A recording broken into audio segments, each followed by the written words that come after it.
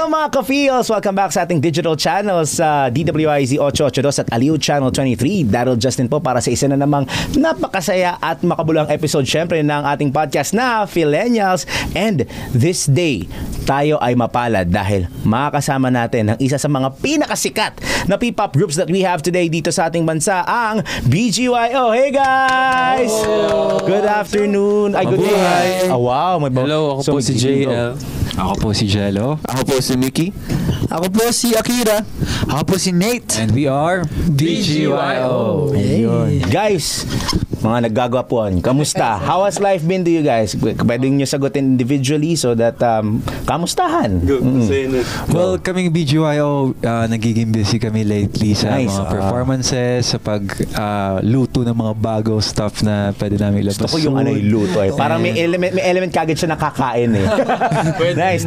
Good. And kung ano-ano pong mga bagay na mga ganap, and we're so happy to be here po. Thank you po. Nice. Thank you so much. Yun. Bigyan niyo po kami ng chance na makapundahin. Yes, it's always our pleasure to give artists a platform para syempre bukod sa ma-share talents ay makipagkwentuhan din. So, guys, I know that you are busy. Gaya na ng kwentuhan natin kanina before we started. Alam kong may pinanggalingan pa kayo na performance. So, how has been performing in front of people for you guys with your journey right now, where you are right now? So, how did it change your life right now? From dati when you started, kamusta ngayon yun? Actually, sobrang layo na nung ginrow namin together as a performer. Kasi, syempre, pag umpisa pa lang, lalo na nag-start po kami ng pandemic. So, ang audience namin is camera. Yeah, virtual. Harap lang namin is camera. So, wala kaming ka-idea kung paano mag-perform sa harap ng maraming tao. Pero ngayon na, yun nga, ang dami na namin pinagdaanan, ang dami ng performance. So, doon kami natuto kasi nagkaroon kami ng mga maraming difficulties sa lahat. Like, may mga nalalaglagan ng mic, may natanggalan ng sapatos. So, talaga? Yes, mga ganong bagay. Marami na po talagang pinagdaanan. Pero sobrang grateful po kami dahil yun, na-experience po namin lahat yun. At dun kami mas natuto. Sobrang saya po namin na mag-perform po sa live audience. Kasi parang in a way nakakapag-give back kami sa support na binibigay nila sa amin. Especially to our aces po. Yes, and kahit nakailang performance po kami na mga live after how many years, parang ngayon kapag may mga bagong show, same pa rin yung na-feel namin na excitement, nakaba, and yung feeling na surreal. Parang tsaka pagka nagpe-perform ka, pero pagka nakaraos ka na, let's say for the set of songs, makaraos ka lang sa una eh. Diba? Sarap na sa feeling with the crowd shouting din kasi diba nga gaya sabi niyo when you were performing sa pandemic, it's virtual. So virtual claps lang yon. You would just imagine it, diba? Tapos ngayon ibang-iba na, no? So guys, I know you have a new single. Talo na tayo sa new single ninyo. I think the title is Trash? Yeah. Bakit trash? I wanna know. Ang dami mo nagtatanong. Pero ito, yung sagot dyan, ang ibig sabihin ng Trash na song namin is about being willing na i-throw everything para sa mga tao or taong mahal mo. So, sacrificing anything, your time, your money, your job, kahit just for that one special person. Kahit hindi nga siya person eh. Even kahit kunwari. Parang whatever. Yeah. So you put it in the trash. Family, di ba? For me, syempre importante din ang family, even your friends. Parang di ba, hindi naman lahat ng sabi natin parang medyo love song, di naman lahat eh. Dapat parang for your special someone, di ba? So, how was performing this song like for you guys while you were creating yung single na Trash? Paano nyo siya, when you were recording it, isa ba sa inyo nagsulat? Is the group the one who wrote the song? This song po, nagawa po siya nung nasa Davao kami ni Akira for a songwriting camp. Wow. And we were able to be in the studio with songwriter Greg Schilling and El Campbell and Grammy winner Lost Boy and Grammy nominated Tele for the producers. And that was last year. So we had a lot of time to study the song, to make choreo for the song, and this year na-record na namin. Tama diba? This This year. So medyo matagal namin di na-record. So when we recorded it, kamusta ba yung Masaya po nung yung process ng recording kasi bukod po sa may challenges and difficulties kasi si Greg po yung nag-guide sa amin throughout the recording. Pero nasa US Amerika siya. Oh, So okay. I understand. Zoom call Oo. lang siya and May pagka-LDR kahit hindi jowa, di ba? pero yun po, masaya yung experience ng recording kasi nakatutok talaga siya. Ginaguide niya kami sa mga, kunyari, sa pronunciation, sa kung paano mo hahatiin tong line na to. So talaga nakatutok siya yung through yung buong process ng recording. Nice. Nakabantay siya and tinutulungan niya talaga kami. Kaya po, sobrang thankful din sa team nila po. Ayun. So alam ko na very excited lahat ng mga viewers and listeners natin who would be listening to the song. Pero medyo gigir lang ako ng konti sa buhay pagpa-perform kasi sabi nga it's different from pandemic ngayon sa live audiences. So individually gusto ko malaman for you guys kasi I know it varies between each person. Para sa inyo, pwede nyo bigay sa akin ba kung ano yung pinaka best crowd or best area na nakapag-perform kayo and why? Best crowd siguro para sa akin is yung BS concert namin. Yun yung halos lahat ng mga aces na nandun. Yung venue is pabilog, so kitang-kita mo sila. Tapos ang ganda tignan. Tapos may mga light sticks silang hawak. So, Nice! may yung isang performance namin which is yung panahon na nakataas lang din yung phones nila with flashlights. Yeah. Oh. So yun yung pinaka-memorable sa akin. Nakakaiyak. Meron yung umiyak din na isa dito eh. Hindi ko Parang na lang nasa- sasabihin yung pangalan ni Nate. Tago natin sa pangalan ang... Hindi ko na lang sasabihin yung pangalan ni Nate. Kala ko matadalas sa itago sa pangalan. Ano sabi na? Sige. Yes, go. Sa buong BGYO journey po ba? Ako naalala ko kapag yung crowd talaga is yung first P-Popcon namin. Kasi yun yung event na like kasi kami pandemic babies kasi kami. So grabe na. Pero hindi alatang baby sa fresh na. Thank you. Parang lahat sila 18, 17 years old. Ayun naman. Hindi po nila ako binila ng kape. Joke lang. Sige, go. Parang after ng mga training namin na parang halos lahat ng mga group na tago, parang hindi nakakalabas. Parang yun yung isang event na first time namin magtapat-tapat, magkakasama, and grabe yung cheer ng mga tao nila. And alala ko yung mga aces. I love you guys. Nice. Ako naman same with JL. So yung BS album showcase namin, Nice. it was really one of the best crowds for me, especially with all the light sticks and yung mga cellphone na flashlight. Flashlights, Ganun. yeah. And lahat ng tao doon Aces. You know, we love Aces. So thank you so much for supporting us, Aces. Ako po siguro yung isa sa pinaka-best po para sa akin yung bonfire na event natin. Yung acoustic night po siya. So very intimate event po. And yung mga aces, mga sumabay sa amin umiyak habang kumakanta. So wala pong Doon naalala ko. Hindi mo rin sasabihin yung pangalan ko sino. Ay, alam ko.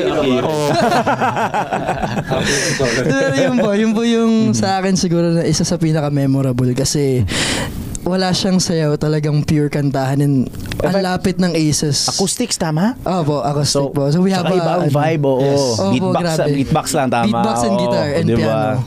So sobrang intimate niya kaya talagang tumatak siya sa utak ko. Nice. Ako, agree po ako kay Mickey and Kuya JL. Pero, the best din po yung crowds abroad po. Kasi parang Okay, yeah, of may mga course. passerbys.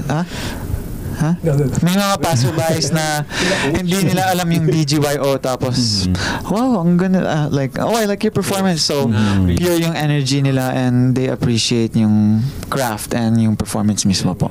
Ano sasabihin mo akin? Ano? Oh yeah, oo nga naman. Best din pag nagpupunta po kami ng provincial tour. Of course. So, parang solid po. Tsaka iba din ang pagmamahal ng provincial crowd, ha? Totoo. Yes. Oo, talagang, aside from loving you, they find inspiration knowing these people from the provinces na they look up to you guys. And speaking of looking up, I know that you guys have been successful all these years, and eto medyo gusto ko lang malaman na how do you want to inspire yung mga aspiring, let's say, performers, singers, be it guys or girls? I want to know, paano nyo sila gustong i-inspire with your music, with yung camaraderie nyo, yung bond niyo as a group? So, anong gusto ninyong i-spread sa kanila, sa mga fans at sa mga aspiring musicians? Ang gusto ko po i-spread for BGYO to others is na anything is possible, and kahit sobrang hirap yung journey, may reward sa dulo, and everything is worth it kahit years and years yung journey na po yun. Nice. Yes, tsaka pinaka the best talaga is maging huwag ka magmadali sa lahat kasi darating talaga yung tamang oras para sa iyo. Kaya gawin mo lang yung lahat ng kakayanan mo. Hustle lang talaga. And patience as well. Patience. And I think huwag kayo matakot na madapa or mapunta sa pinakababa na feeling nyo hindi na kaya, pero magtiwala sa sarili nyo, sa Lord, sa mga kasama nyo, and sa core nyo. Siyempre, huwag aangat ang paa. Kapag nararamdaman mo ng sumisikat ka na or dapat lagi nakatapak yung yung paa mo sa lupa. Sorry, Tagalog. Pag-aangat yung paa. Pero madali humble. Usually, wag lumaki ang ulo. Nakaangat yung paa. Huwag mo kakalimutan kung saan ka nang galing. Sobrang importante. At least that's very inspiring to know. Ngayon naman guys, medyo may konting challenge. I think yung next question ko. May konting challenge. Oh no. Knowing you guys have been a group for years now, so syempre may mga times siguro, I'm sure na may disagreements or may mga conflicts na nagra-rise sa inyo. I think yung mga audiences natin are wondering, how do you guys cope up as a group? Pag dumadating kayo sa time na may challenge na kayo sa group? Siyempre, pag magkasama sa isang, lalo na pag sa isang bahay, sobrang lalabas dyan yung mga pagkakaiba nyo tsaka pag clash nyo. Dati talaga, kapag hindi kami pinagkakasunduan, as in, mag-uusap kami as a group, minsan kasama pa ng coaches namin, minsan kasama pa, or kami lang, depende kung sino yun dyan or ano mas mag-work. Pero, dati ganun. Pero ngayon, since comfortable na kami sa isa't isa, kapag yung parang mga minor ganyan lang, diretso na, parang wala namang kaso yun for us. So, doon namin nare-resolve yun. Tsaka minsan, pinagtatawanan din namin after. Pag yun nga, pag okay na yung lahat. Minsan nakakatawa siya pag-usapan. Ay, pag ganito, ikaw nga, nagtampo Yung parang isipin mo lang, parang kailan lang, galit na galit kami, pero ngayon, tatawanan na lang talaga Kasi talaga siya, parang, kumbaga, para sa amin, minsan yung mga ganun, hindi mo na kailangan i-dip talaga ng sobra. Kasi naman talaga may time na wala sa mood yung isa, minsan hindi maganda yung araw ng isa. So, kailangan mo lang talaga ng malawak na pag-iintindi. Tsaka pasensya. Yes. Yun talaga. I do agree. Kasi talagang dadating sa point minsan na one of you or maybe the whole group is dadating doon sa parang boiling point. Yes. And you just kumukulo na. Hindi lang basta kumukulo, sumisipol na yung kulo. Oo.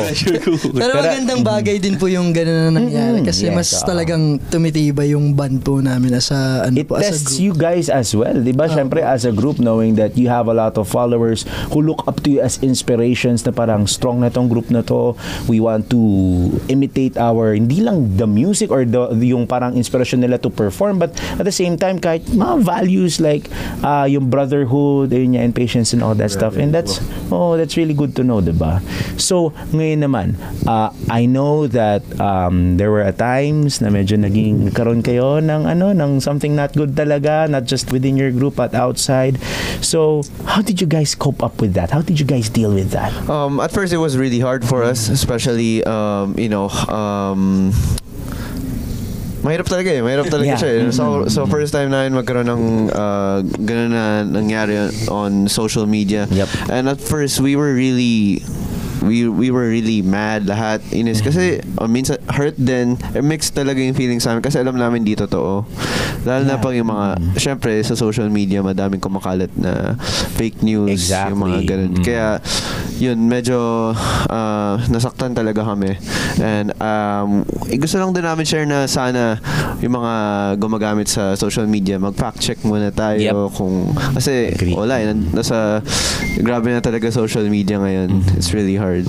Yeah, and I think buti na lang nandiyan kami para sa isa't isa kasi kami yung pinaka may kilala sa isa't isa. Yeah. So, syempre sa journey na yun na hindi madali mentally, kumakapit kami sa BGYO, sa families namin, and sa management. And nasabi ko na rin ito before sa isang interview, pero para sa mga trolls and bashers, huwag niyo hintayin na mangyari sa inyo yung mga negative na nangyayari na binabato sa mga ganong artists para lang ma-realize nyo na it's wrong and it's hard and kailangan may mas madaling tsaka mas mabuting gawin about it. At saka parang I feel like the world is populated with so much negativity na ngayon, no? Parang it won't cost you too much if you spread love instead. Yes. Ayun. So, ngayon naman, before I go to my last set of questions, nabigay nyo na sa akin kanina, medyo kakambyo na ako ng konti. So, nabigay nyo na sa akin yung best crowd na meron kayo. Ano yung best moment ninyo na kayo-kayo lang na hindi pa alam ng mga tao na yung pinakulitan moments or pinaka-the best bondings na meron kayo? Tawa pa lang nila, mukhang nakakutub na ako eh. Yeah, pero yung pinaka-the best, guys. Go. Dami. Sige. Na-imagine ko na yung mga gusto ko sabihin. Ano ba? Wala akong maisip, pero alam kong masaya. Alam ko Ako po, Ayan. may time na nasa California po kami, tas nag-dance class po kami. Okay. For me naman po, kasi pauwi na po kami, tas nasa parang highway na po. Okay. Tas nag-cramps po ako sa highway. Oh! Tas Uy, di ang ko hirap pinayas, parang, coach, wait lang po. nasa likod ng kotse. Tas tumigil yung kotse. Nag-stretch ako sa gas station, parang, And I suppose na mahaba pa yung biyahe ninyo noon, no, 'di ba? Oo. Since considering na nasa ibang bansa. Oo. Ganda mo yan. Ako, may during trainee days pa po to. Pero yung kasi tumira kami sa bahay ni Kuya. Okay, Tapos kapag may free day po kami, nagsiswimming kami sa swimming pool. Yes. So kaming lahat. Tapos nagbi-video kami, yung cellphone namin yung cellphone ko nilulubog ko sa ilalim ng tubig. Nang walang cover at all? Wala po. Mayaman po kasi siya. Ayun po, hindi siya nag-charge. So alam ko na nga yung end result, kaya nga sabi ko nilubog yung cellphone. Pero iba po yung feeling yung time na yun kasi talagang bonding siya na outside work. Swimming lang kami. Ganyan. Parang you get to be your personal self. You get to be yourself lang talaga na parang behind the camera eh. Kasi syempre, it's another story pag nasa harap ng camera, diba? Yes po. tas may time na nagsiswimming po kami, tas sinipa ako ni Kuya Aki. Ayan na. Sa pool. Masaya din po yun. Masaya. Pero galit siya sa akin nun. Ayun. Memory lang. Ayun, so, sige, any more answers? Yes? Go. Ang dami kasi po eh. Pero siguro isa sa mga na-enjoy ko kapag kasama ko sila, yung parang mga random na ayaan namin na kunyari, kain tayo sama-sama or parang magluto tayo sabay-sabay sa isang ano. Yan yung best eh, yung ayaan ng pagkain. Yeah. Natetest din dyan ang pagkakaibigan ninyo eh. Lalo na pag ang sagot, kahit saan. Anong kakainin? Kahit ano. Ano, yung kasi may projector doon sa bahay namin before. Wala po kami nung anong tawag doon, yung white Projector wall. So, ang ginawa po namin, nagkabit po kami ng bond paper. Tinape po namin. So, nagdikit-dikit po namin. Tapos, after po madikit ng bond paper, medyo siguro matagal, mga 30 minutes. After nun, hindi rin namin tinapos yung movie. Napagod na doon sa pagdikit. Huhula ko, nakatulugan ninyo o tinamad na tapusin yung Tinamad. Siguro natira na lang, dalawa na lang or tatlo. Nasa tama na ako. Nagkayaan kumain sa baba. Inom na daw ng tubig. Yan, umorder din kasi kami ng pagkain. Ayan yung mga budol na iinom lang ako, guys. Tapos takas na. Ayun. Okay. Ayun po. Sorry, dami. It's okay. At least they get to know you. Yung other side naman ninyo as individuals when off time kayo pagdating sa pagpe-perform. Ngayon, I want to ask, where do you see the group at least 5 years from now? For me po in 5 years, more knowledgeable po kami sa craft and mas madaming albums and awards and mas mahaba ang list na para sa tour na mag-perform kami. Oh, good. 5 years from now, ayun po, mas marami na kaming bansang napuntahan. Nice. Para mag-perform and magpasaya ng tao. Alam na kung sino ang traveler sa kanila. Travelods. Labig. Ako naman siguro 5 years from now, nasabi na nila eh. Ito yung sa ikaw muna. Sige. Ako feeling ko 5 years from now, hopefully, may mga awards kami pa. Nakakaikot kami sa buong mundo. Katulad sabi ni Aki. Tapos, pinaka-importante rin talaga for me and feeling ko as a group din na parang magkaroon ng malaking impact yung mga songs namin sa maraming tao sa mundo. So, yeah. Agree. Ako naman, 5 years from now, nagpe-perform na kami sa Philippine Arena. Wow. Manifesting. Puno. With Ivy Yan ba yung Aguas. tipong puno hanggang NLEX? Matatraffic. hanggang Skyway. Huwag naman sana ganun. Mas gusto pa rin namin maayos pa rin yung ano. Ayos. So, Yes. this is the part of our podcast wherein you get to Yes. invite everybody. So, the floor is yours, guys. Include nyo na socials ninyo, ha? Sige Go. pa. Go, fire away. Please, hello! Please stream our latest single Trash on all digital streaming platforms. Just search BGYOPH. Yes, and meron din po kami nilabas ng mga vlogs, yung American tour namin. North American tour sa YouTube official channel namin. BGYO Official. Yes, BGY. Ang title nun is BGYO Can Take Us. And meron din kaming TikTok challenge na para sa Trash Show. Kung gagawin niyo po yan, just use the hashtag BGYO_TrashDC. Yes, and you can follow us on our social media at BGYO_PH and YouTube BGYO Official. And ayun po, magkakaroon po ulit ng rerun yung Tabing Ilog the Musical po. So sana po makita ko kayo sa Peta Theater po. Yeah. Yes, and magiging part din po ako ng isang upcoming movie for Bad Boys and Me, directed by Benedict Mike. So abangan niyo po yan. Nice. Lined up kayo up until the end of the year. And I'm so happy you guys are where you are right now. And I wish you all the success. Not just now, but in the future. And huwag kayo magsasawa sa amin, ha? Of Alright. And you get to of course, uulit at uulit. Feels like home. Alright, so once again, our P-pop group, BGYO. Thank you, guys. Thank you po. Okay, so that does it for our edition of Fileñas. Huwag kakalimutan, i-like, i-follow, at mag-subscribe sa lahat ng digital channels ng Aliw Broadcasting Corporation, DWIZ 882, Aliw Channel 23, and of course, Home Radio 97.9. It feels good to be home. Habangan ninyo yung kanta nila, ha? We will be featuring that on digital platforms and on air sa Home Radio 97.9. So that does it for Fileñas. Maraming salamat mga ka-feels. Hanggang sa susunod. Daryl Justin po. Magandang araw sa inyong lahat.